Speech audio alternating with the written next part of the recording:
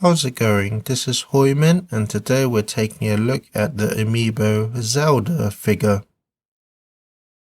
So this figure is obviously based on an illustration from Smash Bros. For Wii U, and I think for the most part they have captured the pose very accurately.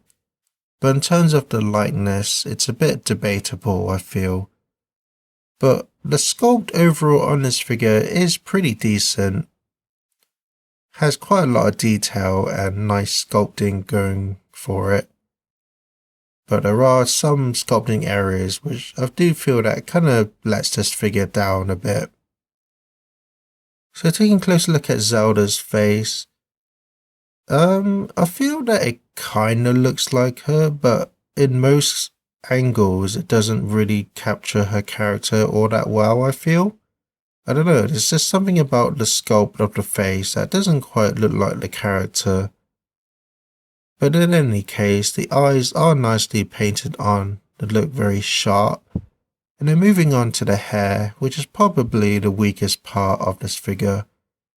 It's really oddly sculpted, it just kind of looks like mumbled up clay, like there isn't really any definition of strands of hair or layers going on. It just really looks, it almost looks like a very smooth surface, which is quite odd. And then these side parts of her hair are really thick as well, so it looks really odd.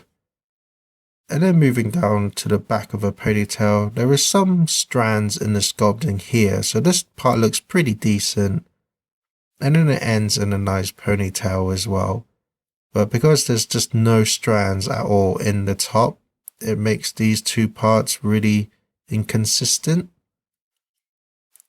And then the crown itself is a metallic gold, but I feel that it's not really quite pronounced that well. And the way it's sculpted almost makes it merges into the hair, so it almost makes the crown invisible. And that's the same for the crown on the back as well. So I feel that the sculpt could have been a bit more defined to make it a bit more standout. Moving down to her outfit, her necklace is nicely sculpted on, painted with nice metallic colours as well. Same for the shoulders, and there's a lot of detail going on to the shoulder armour. You see all the definition and all the symbols, but I feel it would have been nice if there was a bit of a darker wash just to bring out the armour details a bit more. And then for her arms, I feel that they look really thick, like her fingers just look really thick, and I understand it was to make it not as delicate and make them softer materials so they don't break as well, but in terms of being a sculpt on a figure, they just look a bit too thick. The purple on her outfit is nicely shaded with darker tones, so it makes it look really nice, and it's probably the most detailed part of the figure. And you move down to the patterns and symbols on her skirt. It's really clean and nicely detailed, but with these kind of patterns, the way it's sculpted on, similar to the crown on her head, it's not really that defined from the rest of her skirt, so it almost looks like it just kind of merges in. But because it's a nice contrast from the white, they do stand out a bit more. And then for the actual skirt itself, it's nicely sculpted with all the folds and creases, very accurate to the illustration. And then you have the nice patterns that goes around the whole skirt. Same for the nice brown pattern as well. But the thing that lets it down, I feel, is that there isn't any shading on the skirt at all, so it's hard to see all the defined folds and details in the white without any shading. So that kind of lets it down a bit, I feel. And then her legs underneath, they're sculpted, but again, they look a bit thick to me.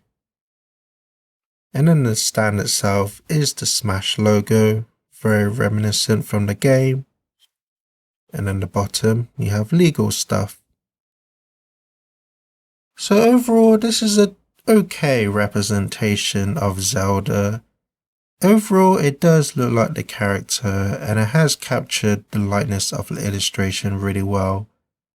but with the gripes I mentioned, such as the odd looking sculpt in the hair, and then the hair looking really thick, the lightness of the character not quite representing the character all that well from most angles, and then the thick limbs, and then also the lack of shading on the skirt.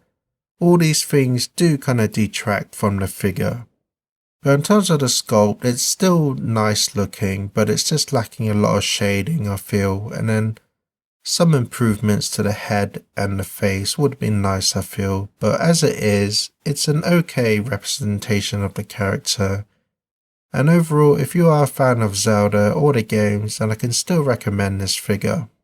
But that's my review. Thank you for watching and enjoy some pictures.